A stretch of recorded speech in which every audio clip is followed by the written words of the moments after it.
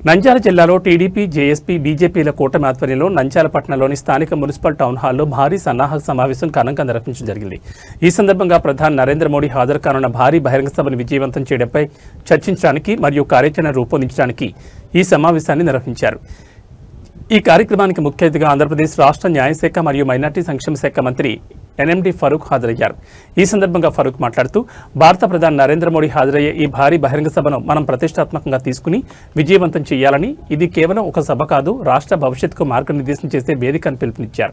ఈ భారీ బహిరంగ సభ ఈ నెల 16వ తేదీన మధ్యాహ్నం 2 గంటలకు కర్నూలు సమీపంలోని నన్నూరు దగ్గర ఉన్న రాగమయూరి వెంచర్లో జరుగుతుందని తెలిపారు. నంద్యాల ప్రాంతం రాష్ట్ర రాజకీయాల్లో ఒక కీలక మలుపునకు సాక్షిగా నిలవనుందని ఆయన అన్నారు. నంద్యాల నియోజకవర్గం నుంచి దాదాపు 30,000 మంది ప్రజలు ఈ చారిత్రక సభకు హాజరు కావాలని కూటమి పార్టీలు లక్ష్యంగా పెట్టుకున్నాయని తెలిపారు. ప్రతి డివిజన్, ప్రతి గ్రామం నుంచి ప్రజలు స్వచ్ఛందంగా తరలివచ్చేలా కూటమి శ్రేణులు కృషి చేయాలన్నారు.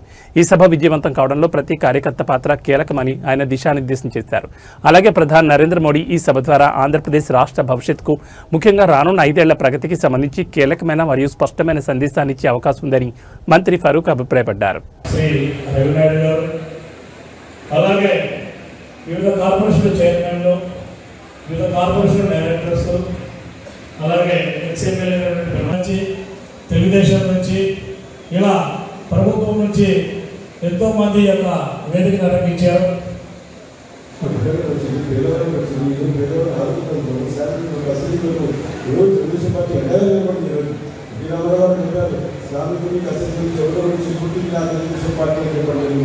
జిల్లాలకు ఇచ్చేసినటువంటి సందర్భంగా ప్రభుత్వం సైడ్ నుంచి ఈ యొక్క సంహార కార్యక్రమాలు ఘనంగా పెద్ద ఎత్తున చేసి వారి స్వాగతంలోకి ఆ కార్యక్రమాలు పాల్గొని శ్రీ నరేంద్ర మోడీ గారు మన కర్నూలుకు వస్తున్నారు. ఇది ఒక గొప్ప ప్రధాని, కాంగ్రెసేతర ప్రధాని, భారతదేశాన్ని ప్రపంచ దేశాలన్నింటిలో కూడా గుర్తుపెట్టుకునే విధంగా నడిపిస్తున్న ప్రధాని. మనం బాగా గమనిస్తే 2/10/2017 తేదీ స్వచ్ఛ భారత్ స్లోగన్ చేసి భారతదేశాన్ని అంతా కూడా స్వచ్ఛంగా తయారు చేయాలని చెప్పి నిర్ణయం తీసుకొని భారతదేశాన్ని కదిలించిన ప్రధాని. అందరూ కూడా కోవిడ్లో సమస్యలతో బాధపడుతూ ఉంటే హ్యుమానిటేరియన్ గ్రౌండ్స్ మీద ప్రపంచంలో ఒక ఉన్నతమైన స్థానంలో భారతదేశం అంటే ఎటువంటి సమస్యనైనా ఎదుర్కొంటుందని చెప్పే ఉద్దేశంతో మొన్న సింధూర్ యుద్ధంలో పాకిస్తాన్ను వడిగించిన ప్రధాని. ఇంత గొప్ప ప్రధాని మన ప్రాంతానికి మొట్టమొదటిసారిగా వస్తున్నారు. మన ప్రాంతానికి కర్నూలుకు మొట్టమొదటిసారిగా వస్తున్నారు. మరి అతనికి ఎటువంటి స్వాగతాన్ని మనం పలకాలి? అతని ద్వారా ఈ ప్రాంతానికి అదేవిధంగా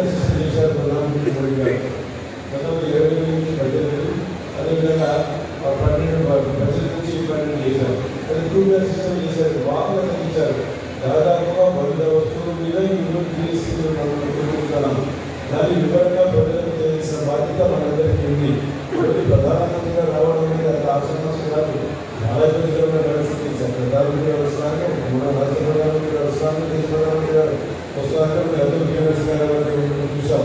కానీ ఆ రోజులకు ఏమి చాలా వేలాది మంది పోలీసులు, వేలాది మంది ఐఏఎస్ ఆఫీసర్లు, వేలాది మంది ఐపీఎస్ ఆఫీసర్లు చెబుతారు. కాబట్టి ప్రధానమంత్రి ద్వారా మనం కూడా లబ్ధి పొందాలా?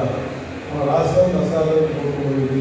గతంలో ఉన్న మా నాయకులు ఏ పని చేయకుండా అందరినీ కూడా అప్పులు చేసిపోయాడు. ఆ అప్పులు తీర్చాలంటే 10 లక్షల కోట్లు ఉంటారు. అప్పు కట్టాలా, మీరు అసలు కట్టాలా? ప్రతి నెల అసలు పోతా ఉంది, పోటీ పోతా ఉంది. అది ఎప్పటికి తీసుకురావాలా? దానికోసం రాత్రిలో చంద్రబాబు ఎవరు కూడా సామాన్యంగా చంద్రబాబు మాట్లాడుతున్న అసలు కానీ మాట మాట్లాడే వ్యక్తి మంచి భర్త ఎవరు చెప్తున్నారు కాబట్టి చంద్రబాబు నాయుడు గారు నా జీవితం చూసేందుకు చంద్రబాబు నాయుడు గారు ఎప్పుడైనా 4-5 గంటలు పడుకుంటుంది. బాగోలేదు అందరూ సైనికులు అన్ని చేస్తాయి. ప్రభుత్వం చేతులు ఇవ్వాలా, ప్రభుత్వాన్ని ఆదుకోవాలా. ఈరోజు మనం ప్రభుత్వం ఇంకా ముందు పోతా ఉంది. ఈరోజు ప్రధానమంత్రి గారు వస్తున్నారంటే 1,000 కోట్ల రూపాయలు శంకుస్థాపన చేస్తారు.